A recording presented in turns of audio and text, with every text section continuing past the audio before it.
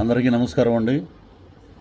ఉదయం నుంచి పృథ్వీరాజ్ అరెస్టు, పృథ్వీరాజ్ని కోర్టులో లొంగిపోమన్నారు, పృథ్వీరాజ్ని తీసుకెళ్ళి ప్రశ్నిస్తున్నారు. పృథ్వీరాజ్ అలాంటోడు, పృథ్వీరాజ్ ఎలాంటోడు అంటున్నారు. అందరికీ ఒక విషయం చెప్పాలి. మొదటి భార్యకి భరణం ఇవ్వలేదు. భరణం గురించి దగ్గర ఒక 3-4 ఏళ్ళ నుంచి భరణం ఎరియర్స్ ఉన్నాయి.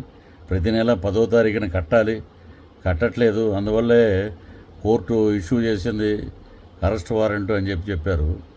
ఏమంటే అసలు చాలామంది అసలు నిజంగా ఈ చిన్న యూట్యూబ్ ఛానల్స్ కానీ ఇతరత్ర మీడియా వారు కానీ అసలు విషయం తెలుసుకుని పృథ్వీ గారు ఏంటని అడిగితే నేను వివరంగా చెప్పేవాడిని. న్యాయస్థానం పరిధిలో ఫ్యామిలీ కోర్టులో ఈ మ్యాటర్ కొన్ని సంవత్సరాల నుంచి జరుగుతుంది.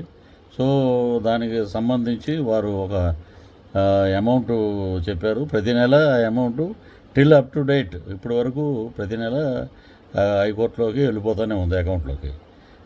కట్టకుండా పృథ్వీరాజ్ ఎక్కడ ఉన్నాడు? ఏది పడితే అది మీరు ఆ పృథ్వీరాజ్ ఎలాంటోడు క్యారెక్టర్ అసోసియేషన్ చేయవలసిన అవసరం లేదు. కోర్టు పరంగా నేను కోర్టు ఇచ్చిన చెప్పినట్లు ప్రతి నెల నేను పే చేస్తూనే ఉన్నాను. సో మీరు తెలుసుకోవాలి కదా విషయం. మీరు ఏది పడితే అది రాయొద్దండి దయచేసి. నేనేంటంటే మా హైకోర్టుకు సంబంధించిన లాయర్స్ని కూడా కనుక్కున్నాను.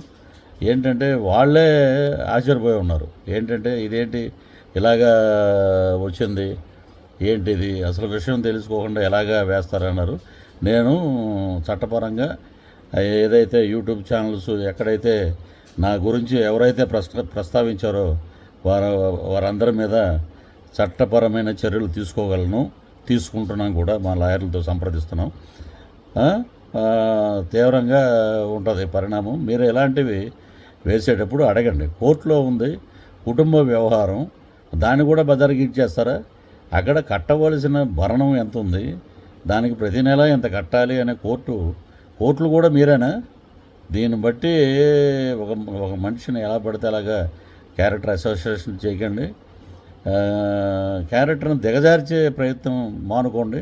కాబట్టి నేను మాట్లాడేది ఒకటే, న్యాయపరంగా కోర్టు ఏదైతే చెప్పిందో దాని ద్వారా నేను కడతానే వెళ్తున్నాను. టిల్ ఈరోజు జూన్ వరకు జరుగుతూనే ఉంది. కాబట్టి మీరు నిజాలు తెలుసుకొని మాట్లాడండి. నేను ఇంతకు మించి ఇంకెక్కువ ఏం మాట్లాడను. ఏది పడితే అది రాయకండి దయచేసి. పాత్రికేయ మిత్రులు అందరూ నాకు మంచి మిత్రులు. నన్ను అడిగితే నేను చెప్పేవాడిని ఏంటనేది. కాబట్టి మీ అందరికీ మరొకసారి నమస్కారాలు తెలియజేస్తూ, కోర్టు పరంగా అన్నీ జరుగుతున్నాయి కాబట్టి లేటెస్ట్ నేను ఎవరి మీద చర్యలు తీసుకోవాలో మా లాయర్లతో మాట్లాడి వారి పేర్లన్నీ నేను వివరిస్తాను. Thank you.